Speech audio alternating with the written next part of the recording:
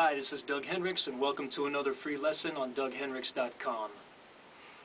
I've had a lot of students over the years that come to me after they've had a good background in the basics of conga playing. They know mambo, they know wawanko, they know Mozambique, they know the basics, and they'll say to me, man, I just did this gig with an R&B band, and it really didn't go well. I tried to play what I knew, but it didn't fit, it didn't really groove very well. And I think most of us go through this. If you learn congas like most of us do in a traditional Latin setting, it can be difficult and almost feel wrong to abandon those traditional patterns that we learned, like the mambo or the wawanko. Here's how I look at it. The sounds that we learn to make on congas, the open tones, the slaps, the shuffles, the bass tone, the muff, to me, those are letters of your alphabet. You have to learn them, and they don't change. And the rhythms that we play by applying those sounds, those are your words. Those are the words you're spelling with those.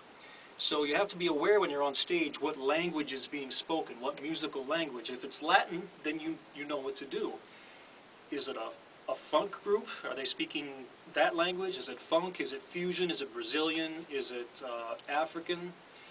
Be aware of what language is being spoken and what words, so to speak, you have to spell to fit in.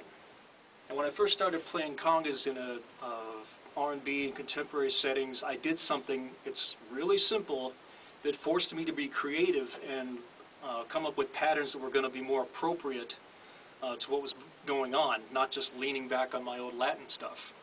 There's one thing I did. I set up backwards.